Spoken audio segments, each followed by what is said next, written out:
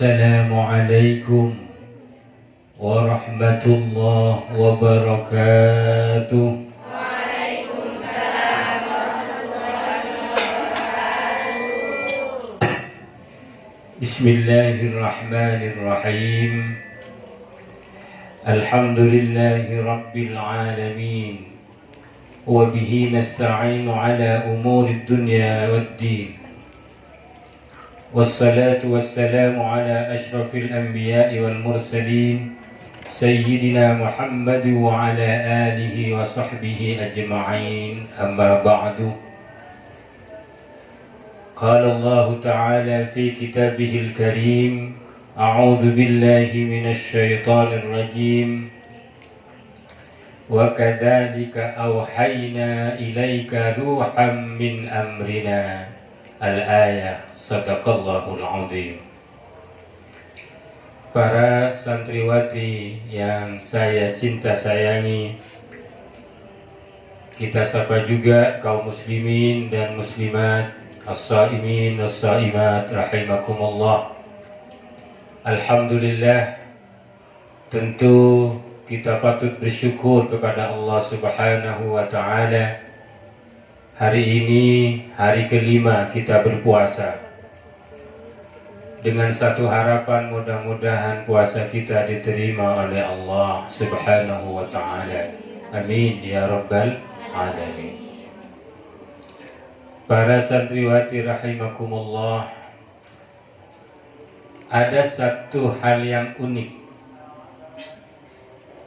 ketika Allah menyebut kata Ar-Ruh dalam Al-Quran. Kata Ar-Ruh dalam Al-Quran oleh Allah digunakan untuk tiga hal. Yang pertama tentu adalah ruh yang ditiupkan ke kita ketika Allah Subhanahu wa ta'ala berfirman, a'udzu billahi minasy syaithanir rajim, wa idza qala rabbuka inni ja'ilun basharan min tin fa idza sawaituhu wa nafakhtu fihi min ruhi faq'u lahu sajidin. Allah Subhanahu wa ta'ala tatkala berkata kepada para malaikat, sungguhnya saya menciptakan bashar dari tanah liat. Kita ketika disebut dengan bashar oleh Allah, itu maknanya adalah fisik kita, jasad kita. Fisik kita ini diciptakan dari unsur tanah yang dicampur dengan air, yang itu disebut dengan at-tin atau tanah liat. Fa idza sawaituhu, maka ketika aku sempurnakan bashar itu, dibentuk seperti bagaikan membentuk genting atap rumah, atau dibentuk seperti membentuk patung begitu, sudah sempurna, wa nafakhtu fihi min ruhi, dan aku tiupkan ya, di dalamnya min ruhi, dari ruhku. Maka ketika malaikat diperintahkan untuk sujud ikraman li Adam, hormat kepada Adam, para malaikat semuanya hormat kepada Adam dengan cara sujud. Ruh dalam Al-Quran dipakai sebagai ruh yang ditiupkan kepada jasad kita. Manusia ini dihormati, dicintai, disayangi ya, ketika masih ada ruhnya. Kalau ruhnya sudah meninggalkan jasad, itu kira-kira disebut apa? Mayyit. Seganteng apapun suaminya, kalau sudah mayyit, mungkin menangis meraung-raung, tapi tidak akan dipertahankan lama, tetap akan dibiarkan diusung, dibawa ke kuburan. Secantik apapun istrinya, Kalau ruhnya sudah tidak ada, tetap akan dibiarkan diusung ke kuburan. Lama-lama akan menjadi membusuk kemudian hancur. Oleh karena itu hati-hati. Satu di antara sekian banyak tanda ruh akan meninggalkan kita kalau fisik kita mulai sakit-sakitan. Itu pertanda ruh mau meninggalkan kita. Alhamdulillah kalau masih ngasih tanda, berarti kita bisa siap. Yang celaka tidak ngasih tanda, langsung pergi. Kadang kita dalam posisi yang tidak baik, melakukan perbuatan-perbuatan yang tidak baik, ruh kita langsung menghilang, yang kemudian disebut dengan su'ul khotimah. Satu, ruh yang ada di dalam jasad kita.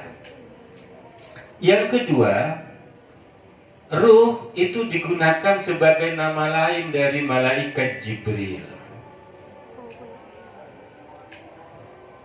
Malaikat Jibril. Kalau malaikat Jibril datang, maka semuanya akan menjadi keindahan. Akan ada rahmat dari Allah. Malaikat Jibril kita tahu di antara tugasnya adalah sebagai pembawa wahyu. Wa innahu latanzilum mir rabbil alamin nazala bihi ar-ruhul amin. Al-Quran itu diturunkan dari Rabbul Alamin. Yang membawa turun itu adalah ar-ruhul amin. Siapa itu? Malaikat Jibril, ruh yang terpercaya. Kalau ada satu malam di bulan Ramadan, di malam itu malaikat Jibril turun dengan membawa rahmat, maka malam itu dikenal dengan Lailatul Qadar. Tanazzal malaikatu warruhu fiha biidzni rabbihim min kulli am. Jadi kata ar-ruh di situ adalah malaikat Jibril. Adanya ar-ruh itu mendatangkan kemuliaan, mendatangkan kebahagiaan. Datangnya malaikat Jibril ketika Allah sebut dengan ar-ruh, maka seakan inilah rahmat yang datangnya dari Allah Subhanahu wa ta'ala. Yang ketiga, ruh juga digunakan sebagai nama lain dari Al-Quranul Karim. Allah berfirman, wa kadzalika auhayna ilaika ruham min amrina. Dan demikianlah kami wahyukan, ya, Al-Quran, ruh itu Al-Quran min amrina, kepadamu, kepada Muhammad, min amrina, dengan perintah kami. Al-Quran disebut juga dengan nama ruh. Artinya apa? Bahwa kita manusia ini ketika menggunakan Al-Quran sebagai ruh kehidupan kita, maka manusia akan menjadi mulia.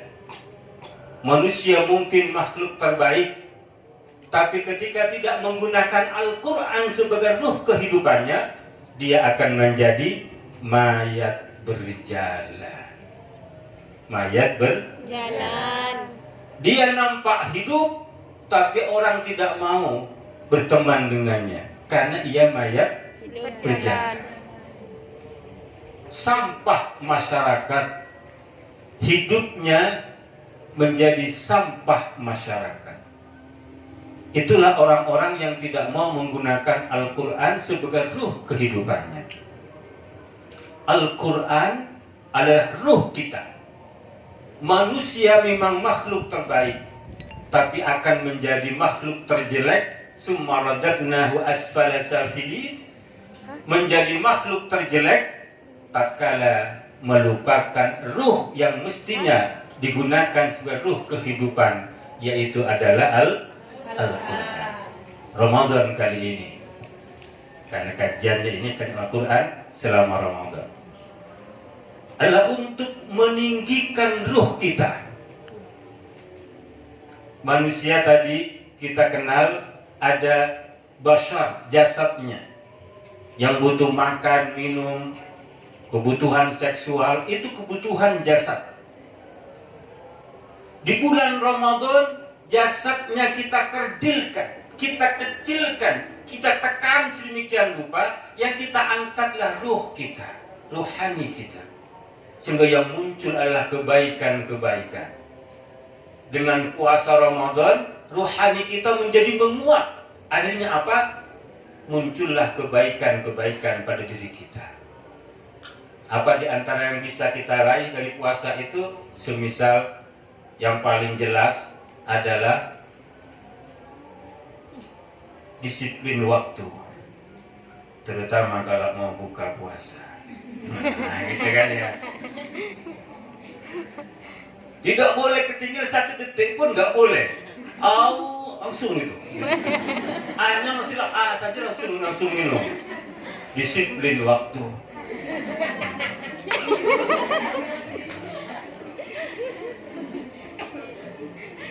Ya pastilah itu. Tapi itu bagian dari satu pelatihan. Mudah-mudahan nanti terus disiplin seperti itu. Amin. Kan gitu. Amin. Yang paling penting juga misalkan jujur. Ya enggak? Jujur. Jujur terhadap diri sendiri. Kenapa? Karena orang puasa itu, sebagaimana kajian kemarin, adalah ibadah sirriyah, di mana orang lain tidak tahu, yang tahu hanya dirinya dan Allah semata. Dia akan jujur. Banyak nilai rohani yang akan muncul dengan kita melaksanakan ibadah puasa. Kenapa? Karena jasad kita tekan, sementara rohani kita angkat.